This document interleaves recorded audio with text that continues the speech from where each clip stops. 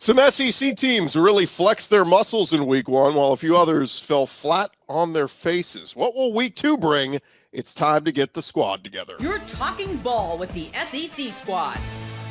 From Alabama to Tennessee, from Georgia to Oklahoma, from Auburn to Texas, it's the local experts of the Locked On Podcast Network bringing you scoops, breakdowns, and the most comprehensive preview of the upcoming SEC weekend. It's the SEC squad, and we have a seat for you. Hurt feelings and thin skin are prohibited. Squad up, you're part of the SEC squad. Oh, welcome into the SEC squad. Sit back, grab your favorite beverage, and join us as we get you ready for another week talking all things SEC. This episode is brought to you by Mazda. Just like there's more to every player, more dedication, more attention to detail. There's more to a Mazda vehicle. Stay tuned later in the episode for highlights in this week's Moving the Game Forward. Mazda, move and be moved. Let's welcome in our panel this week. Chris Gordy from Locked On SEC is me. Zach Blackerby from Locked On Auburn. Stephen Willis, Locked On Ole Miss. John Neighbors, Locked On Razorbacks. Corey Burton, Locked On Vandy. Jaron Spohr of Locked On Mississippi State. Jimmy Stein, Locked On Bama. John Miller, Locked On Mizzou. Clint Shamblin from Locked On Bulldogs. Chris Marler, Locked On Gamecocks. And our buddy Jay Smith from Locked On Sooners is here. You just can't even see him because we can't fit enough people on here. That's how jacked we are. Gentlemen, welcome in. We've gotten through the first week. We're into week two. Everybody's feeling good except for Texas and Bama. But let's jump into it as we always do. First segment, give me a prediction for your team this week. Doesn't have to be a score prediction, but just something you want to see from your team this week or expect. Zach, we'll start with you. Thank you for the floor, Gordy. Clint Shamblin.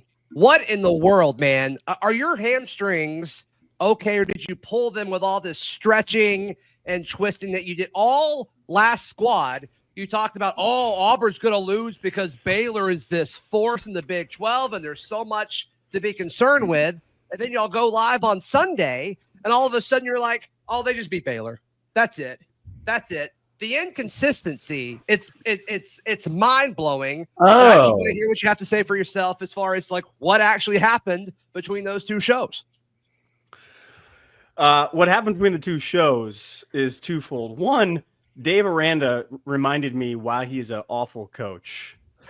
Thing number one. Thing number two, that I still want to see happen. I still want to see take place. I still want to see the passing game evolve for Auburn. I said if that evolves, if the coming weeks evolves, I am nervous as all get out.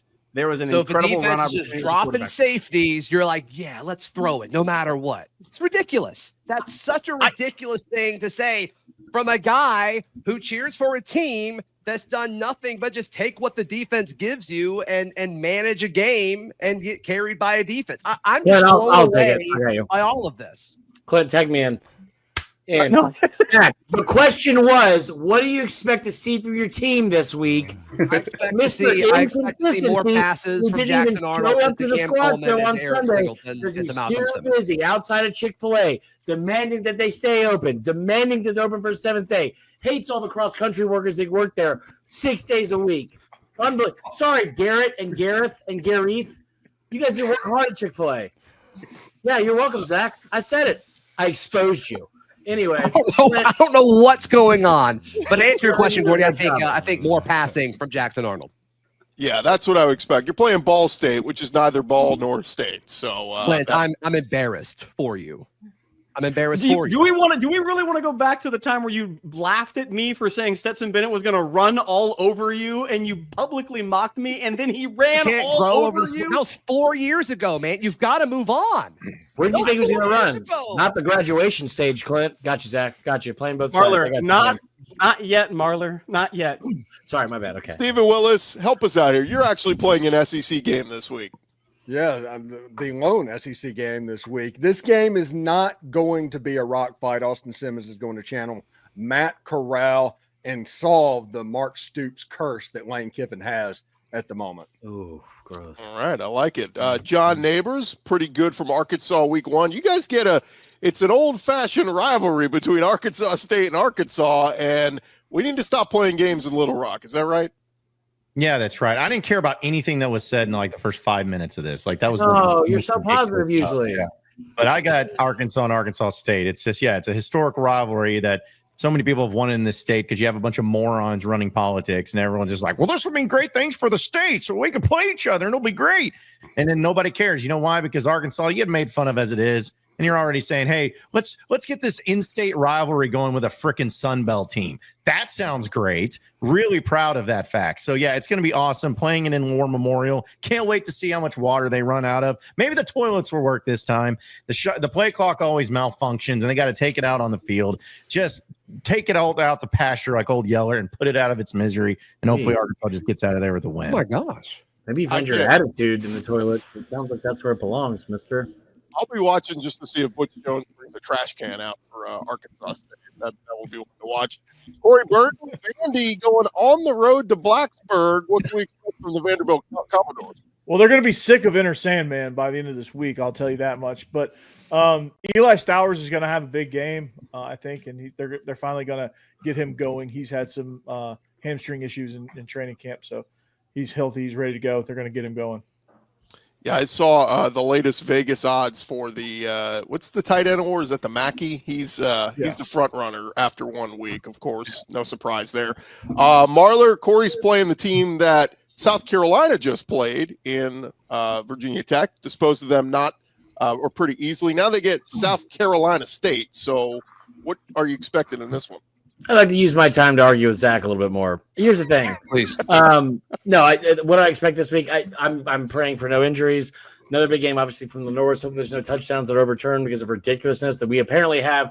The new rule that we can't figure out how to define is not targeting anymore. It's targeting and what is a catch. And in 2025, I've learned that you can be anything you want to be. You can be a catch. You can be anything. You're catch fluid now in the Clemson LSU game. So I'll say I think that they have a great game. I think that also, yeah, you're welcome, John. There's a smile on your face finally. I think that Dylan Stewart has a massive game, and I think he gets out of there with multiple sacks, and that's all I got. Catch fluid. Yeah. Yeah, apparently for a catch now, you got to take the ball home with you to complete the catch. Clint Shamblin, how about the Bulldogs? Look pretty good against Marshall, and now they get the Austin P. Brains. John Neighbors, never again will I defend you to anybody else ever in my life. That was it. You're dead to me now after that 5 minutes of don't care about anything. Just to let you know, I was going to be Arkansas proud through and through, and Chance in Texas can go take a hike, but whatever. Here's the thing we're going to see. We're going to see more people that were dinged up last game not play this game. A number of Georgia players that were notable will not be playing in this game. We won't see him. Secondly, we'll see Kirby Smart said so at the presser, and we'll see it again. We won't see Georgia cover the spread, and we will see Austin Peavy catch a couple of scores because he wants to play all the players possible. He gets them in early and often, led the SEC in snaps from different players, and that'll continue against Austin P all the way through to the end. Gunnar Stockton, leading rusher for Georgia. Didn't have that on my bingo card after 1 week. John Miller, Rock Chalk, Jayhawk week. Oh, no. You had to lead with that. Just a stake right through my heart immediately, Gordy. What can we expect from Mizzou? You know what I think I can expect this week? Something about everything went right for Missouri last week against obviously a weak opponent. One thing that didn't go right, well, their place kicker got injured and he's out for the season. Obviously, that means a different kicker. Secondarily, something that's not really Eli's MO is going for it a lot on fourth down. I think you've got to be more aggressive. Plus, Bo Prabula showed he can run the football last week, too. I think it fits what this team does to be a little bit more aggressive, especially in fourth and short. So at least that's what I hope I'm going to see. Again, that goes against what Eli usually does. What did Blake Craig make? What was the field goal distance? Something like 55, 56 in the game. I mean, he's been hot going back to the end of last year, so it's a real bummer. That sucks. Bring back the fat kicker. We need more Beavistas. Jimmy Stein. Oh, my God. Bama. Yes. What do they need to do? I think you're going to see a reversal of what's been a pattern in the last few years. Last few years, Alabama's played well in the opener, usually against a good opponent. They play well in the opener. Week 2 come out really flat as a big favorite against a non-conference opponent. That's what kind of the schedule pattern has been. That's how Alabama's performance pattern has been. I think this week, based on all circumstances, there won't be a flat performance against outmanned Louisiana Monroe. I think it'll be a more fired up Alabama team. Now, does that mean they're going to play well, fix some of these execution issues? I don't know. But normally we see a flat, quiet Alabama in week 2 against an outmanned opponent. I think it's going to be a little more noisy this weekend in Bryant-Denny. They don't have General Booty there anymore. He's not the quarterback. No, they don't. But they do run some RPO stuff, and Alabama hasn't stopped that in quite a while. So in that sense, it'll be a little bit of a test. Jaron Spore, Mississippi State looked good against Southern Miss week 1, and now you get a top 12 team in Arizona State. But in Stark Vegas, what can we expect from Mississippi State? Yeah, I'm going to go a little bold with my prediction. They had 188 yards rushing last week against Southern Miss. I think they topped that against Arizona State, mainly because last week I thought they threw a lot in the first half, and most of those rushing yards was in the second half. Landon, my co-host, and I have talked about it a lot. We think Booth and Bothwell are two of the best running back duos in the SEC, and we think if anything that the Mississippi State's offensive line does is they run block decently. Pass blocking, not so much, but run blocking is definitely their strength. And so I think they're going to be able to run, and maybe that's just wishful thinking because that's also the only way I think they can win the game. So Fluff Bothwell is one of the best names in the SEC. Football player or golf caddy? Corey, did we do you on Vandy? It's Jay. It's Jay's turn. Okay, Jay Smith. We got our order mixed up. Jay Smith, the Sooners, they have perhaps the game of the week. Yeah, I think it is the game of the week. My expectation is a reintroduction of John Mateer to the college football world. I think he's going to go off in this game, and we're going to be excited to see everybody get on the train even more than some of the national people that are already on it. I thought you were going to say a reintroduction of Jaden Ott, because I don't know what that was in the first game. When you play an FCS opponent and your running back deals with a shoulder injury in camp, it doesn't make sense to risk them if you don't have to. But then we had another running back hurt their shoulder. And so, injuries suck. Well, let's hold it there. Michigan at Oklahoma, Ole Miss at Kentucky. We're going to preview those games. The SEC squad talking more ball next. Back to the squad show in just a second, but listen up, SEC fans. Are you still paying full price for gas? Stop leaving money behind. Get real cash back every time you fill up with the free Upside app. You simply download the free Upside app in the App Store or Google Play right now and start earning cash at the pump today. And when you use our limited time promo code FOOTBALL, you'll get an extra 25 cents back per gallon on your first fill up. You can make up to $300 a year just from buying the gas you already needed anyway. At first, you're going to think it was too good to be true, but it is totally legit. Real people are getting paid just to make their daily commute, and you can too. Plus, you can cash out anytime to your bank account, PayPal, or an e-gift card for Amazon and other brands. Don't let this offer drive on by. Download the free Upside app now using our limited time promo code FOOTBALL for a limited time 25-cent per gallon bonus. That's promo code FOOTBALL. Offers vary by user and location. Go to upside.com for terms and conditions. Hey, this is Mazda's Moving the Game Forward, brought to you by those who believe it's not just about playing the game, it's about redefining it, because these moments do more than win. They push what's possible. They remind us to go that extra yard, shift into that extra gear, and keep moving the game forward. So you need to check out, of course, what's happening across the SEC week in and week out. And when you talk about a clutch play, no more better clutch play than what Harold Perkins did late on that fourth down stop against Clemson last week to secure the victory for LSU, rushing Klubnik and forcing him to throw the ball before he wanted to on the fourth down. That was a defining moment, going for it no matter what, or look, whatever it is, that is what keeps fans and players alike moving forward. When you follow what moves you, the unexpected is only the beginning. And just like that, there's more to every highlight. There's more to a Mazda vehicle. Mazda, move and be moved.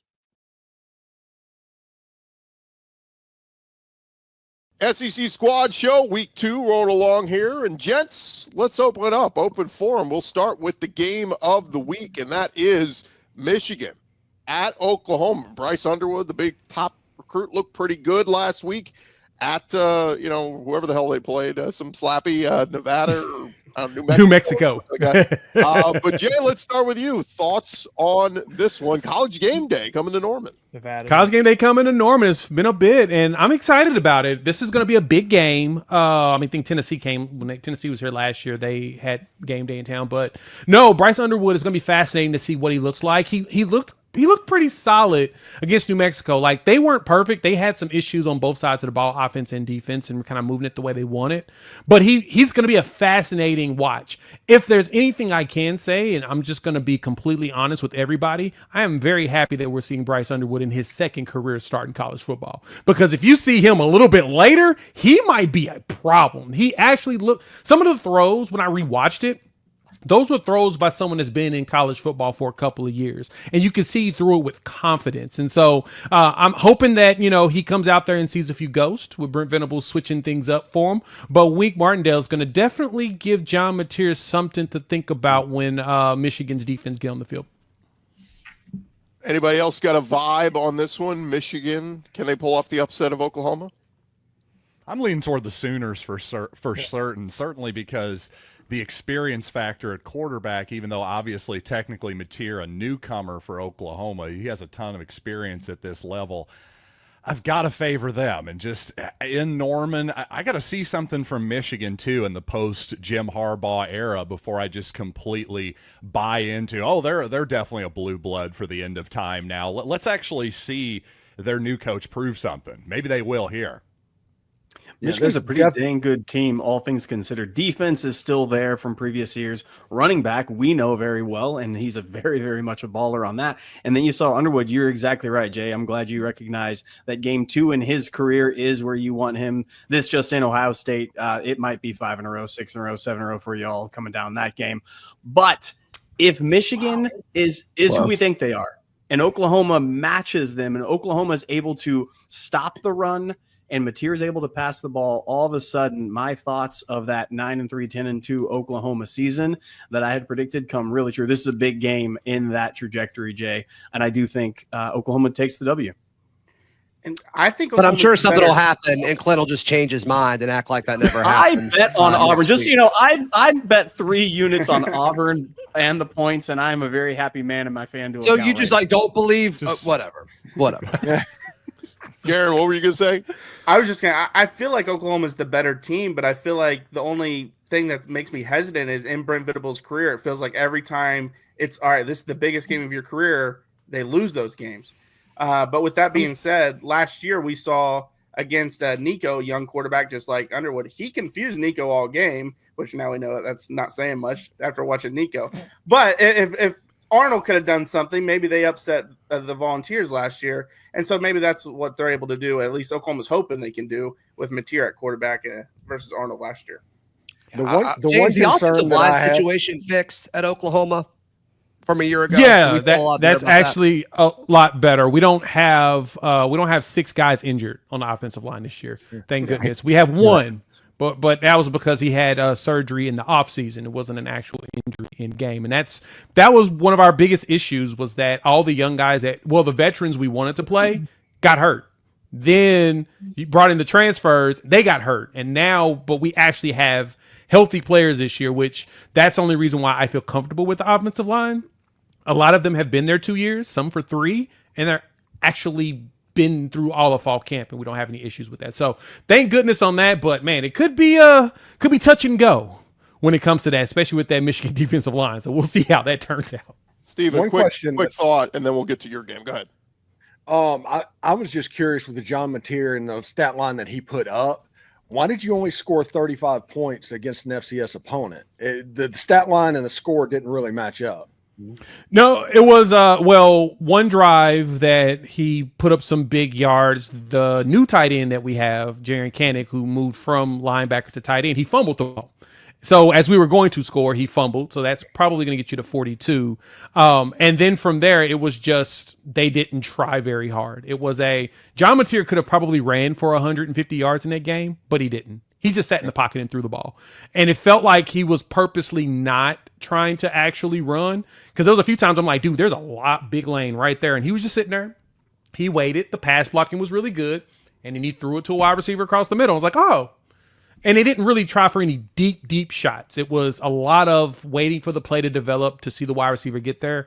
And then you start to see something. So it was more of we didn't try a whole bunch of big big shot plays. It was a lot of him playing catch in the backyard. And if Mateer performs well this week, he'll be right there at the top of the list with the Heisman favorites. Let's get to another game.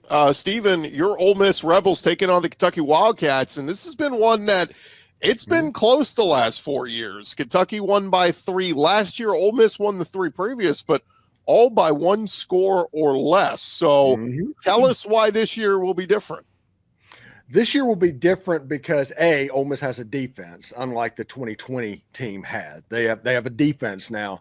And second of all, I think Austin Simmons is going to play the game like Matt Corral did. Matt Corral was 24-29 for 320 yards and 4 touchdowns in that 2020 game.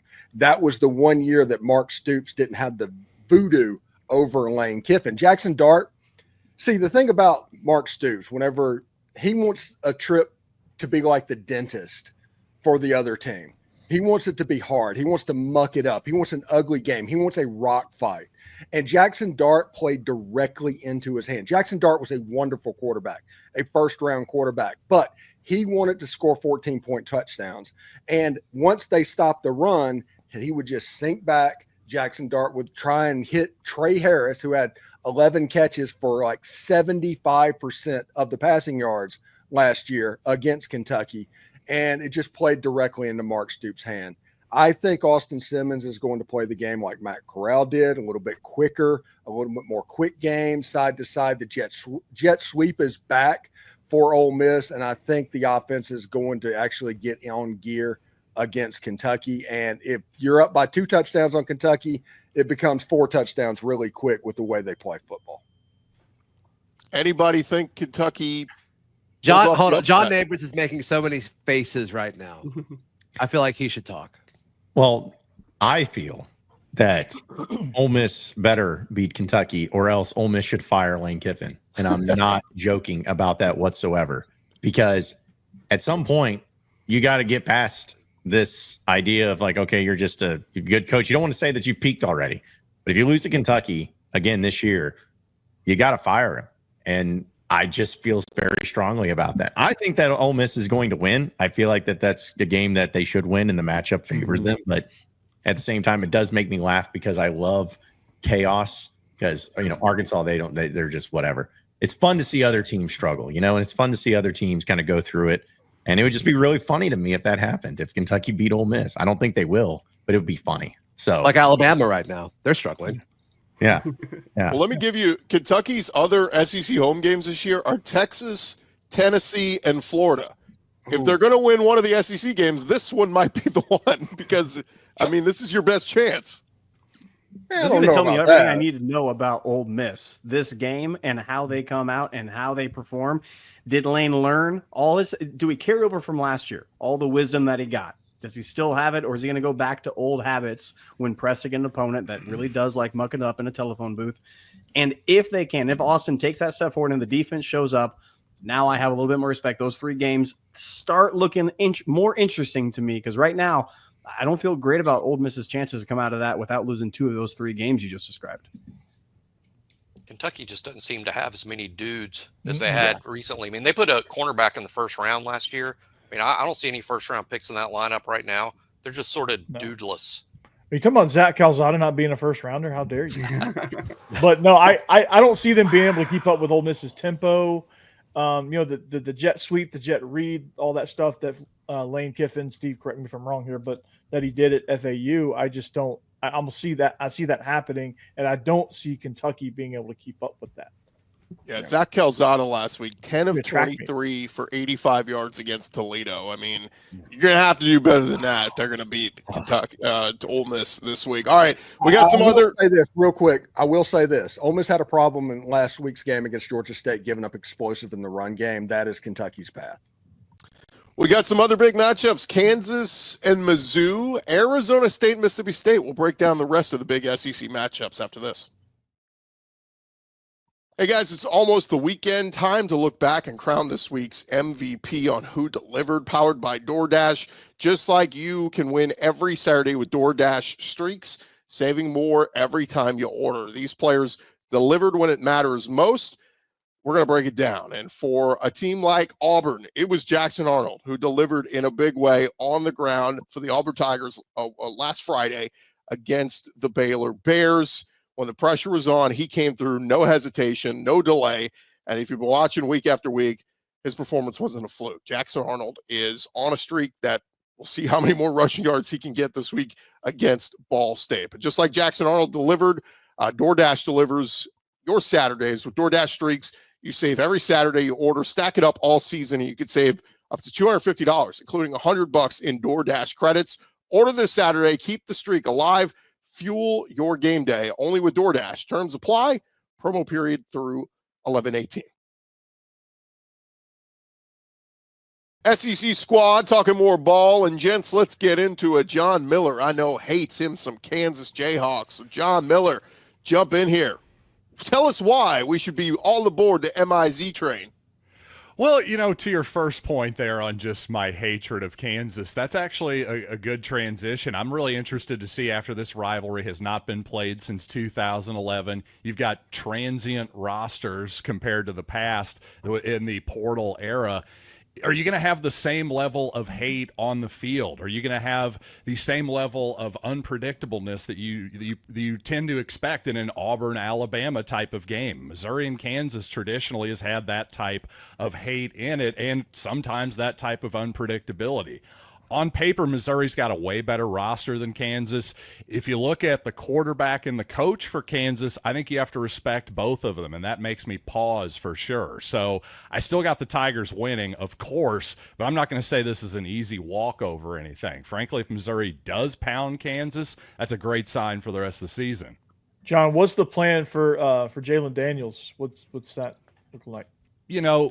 Frankly, he's not the biggest guy in the world, and sometimes can be a little injury prone. Hit him. Keep him in the pocket. I think Missouri has waves of defensive linemen they can throw out there. I think that's got to be the plan. With Missouri potentially beating Kansas this weekend, which is I think will happen. Auburn beats Baylor last Friday. Mississippi State, heck of an opportunity at home against Arizona State. It's not like people are going into this season matching up the SEC and the Big 12, but when teams projected to be mid-SEC teams or even lower SEC teams are beating contenders in the Big 12, it's a heck of a statement. No doubt. If you don't know, there's no hotels in the state of Mississippi. So there's casinos. There's apparently casinos in Starkville now. Jared, the funny thing about that, sorry, real quick, Kenny Dillingham coached at Memphis. He knows exactly what is in Oxford and Starkville. Yeah.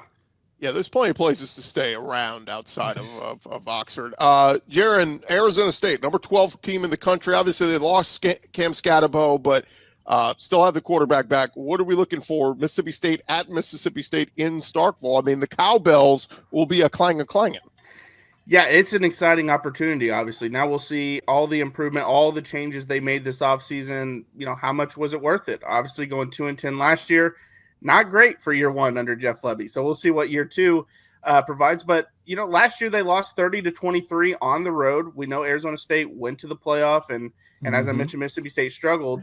They held Leavitt to 69 yards passing. They held Jordan Tyson to 7 yards receiving, but Cam had 262 yards rushing. So hopefully you can contain the run game a little bit better. And then, Tyson is obviously one of the best receivers in the country. I don't think you're going to have that kind of success again, holding him to 7 yards. But, last week, him and Kyson Brown were their only offense.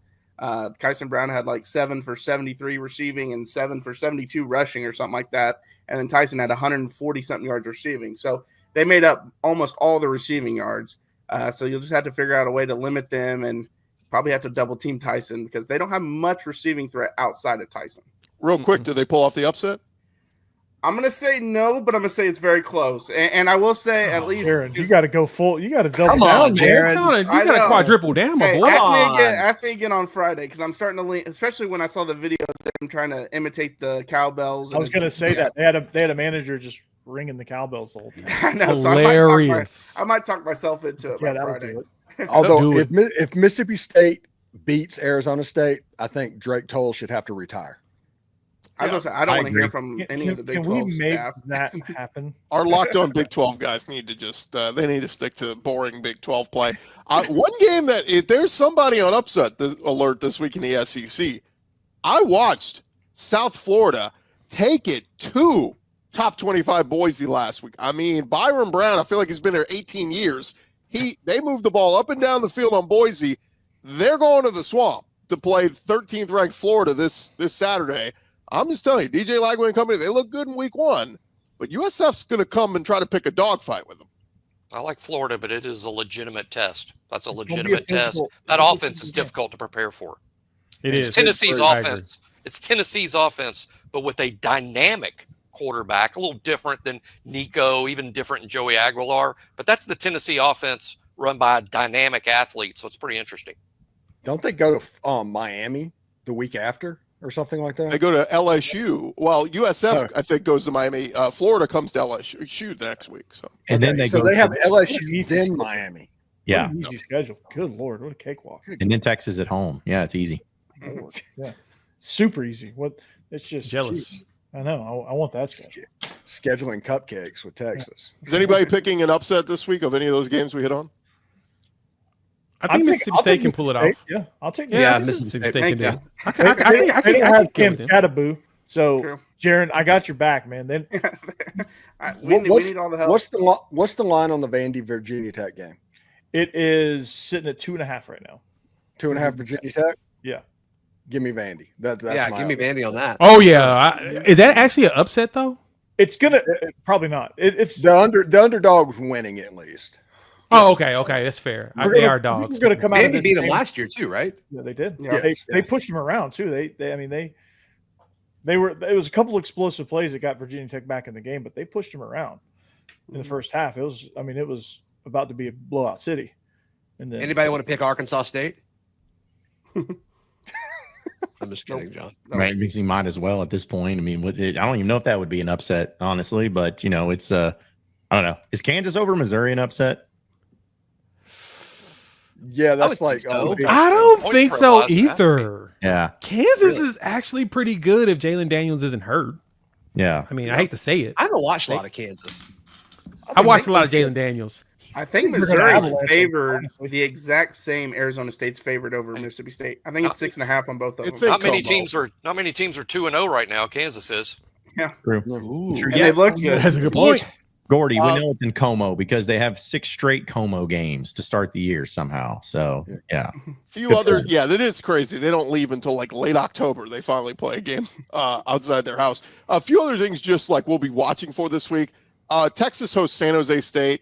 But what I'm looking for is you want to see Arch Manning. ABC picked up that game. It's 11 a.m. on ABC national TV because they want to showcase Arch. I think Arch looks more like Arch this week.